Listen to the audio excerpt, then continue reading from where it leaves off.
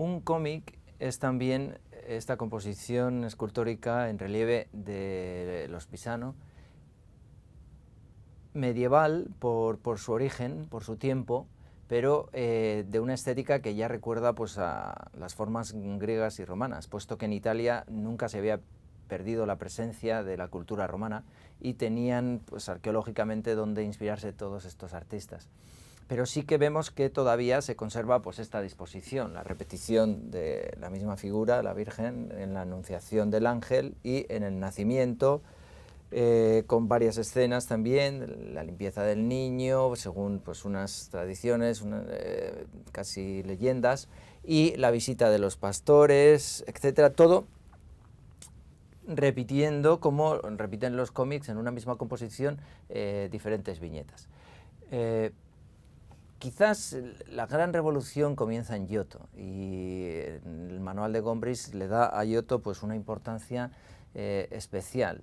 Él está en la Edad Media, pero está pintando de un modo que rompe ya con la forma tradicional de pintar, que es la que viene por influencia de Bizancio del arte de los iconos, esos iconos que nos miran. Giotto está abriendo un proceso inverso, porque ya no somos nosotros los que recibimos la mirada de, digamos, esos santos o la Virgen y Jesucristo que nos miran desde el otro mundo, desde el más allá, desde la eternidad, ¿no? Sino que somos nosotros los que miramos espacios históricos concretos. Y Giotto además fue un explorador de la perspectiva antes de que la perspectiva se convirtiera en una obsesión para todos los pintores del Renacimiento.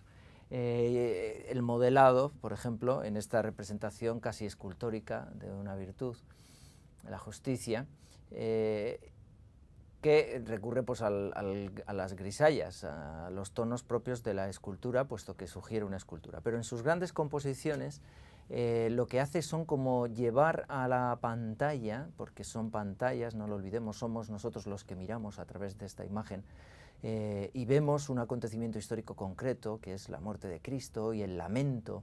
Lo que hace Giotto es llevar el teatro a la pintura. Por tanto, ya están haciendo pues, todo lo que va a ser la cultura visual contemporánea. Y Giotto es un punto absolutamente clave en este proceso del nacimiento de la cultura visual contemporánea. En el 400 la perspectiva, como he dicho antes, se convierte en una obsesión de los artistas y el escorzo es algo que manifiesta cómo se dominan esas técnicas difíciles de hacer.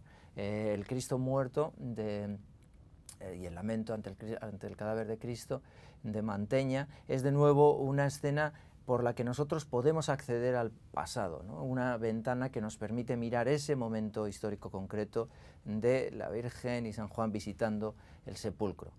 Con esa sensación de estar viendo una televisión, de estar viendo algo que está más allá, aunque sea plano, parece tridimensional.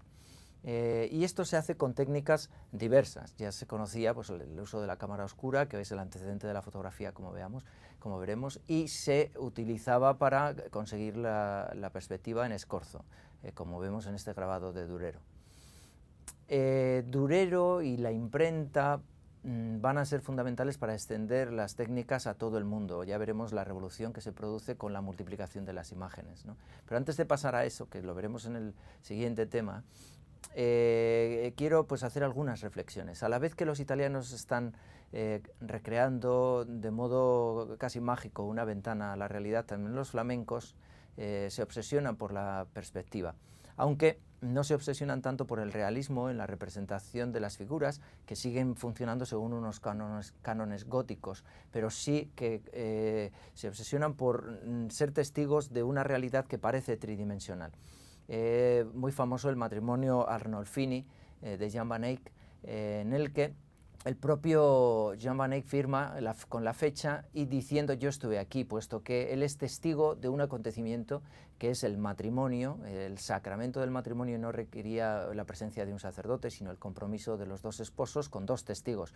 Y esos dos testigos aparecen en el fondo, en este espejo, En el fondo de este espejo aparece el propio Jan Eyck y el otro testigo que era necesario para que esto fuera un sacramento. De nuevo, las Meninas, volveremos a comentar esta obra maestra que tanto ha inspirado en el mundo del arte y la cultura visual contemporánea.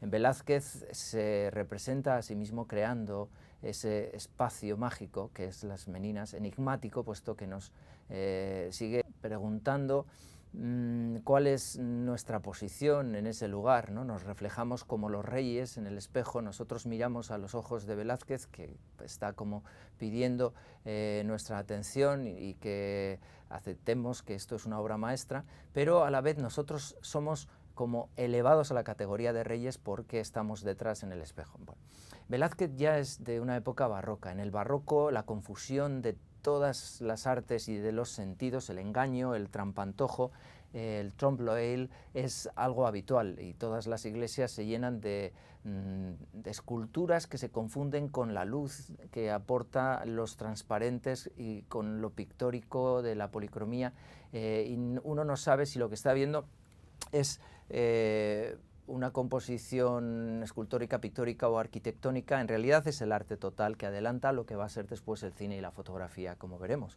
Aunque el cine y la fotografía nacieran de modo muy precario, como podemos ver por esta imagen, que claramente tenía todavía mucho que mejorar. Una fotografía aquí de una composición religiosa, la expulsión del paraíso que ya hemos visto, y que muestra cómo la fotografía, cuando intenta recrear la realidad, puede resultar errada, puesto que estaba introduciendo un elemento absolutamente nuevo, que es el registro de la realidad, y eso va a ser tal novedad radical que le vamos a dedicar el siguiente gran tema,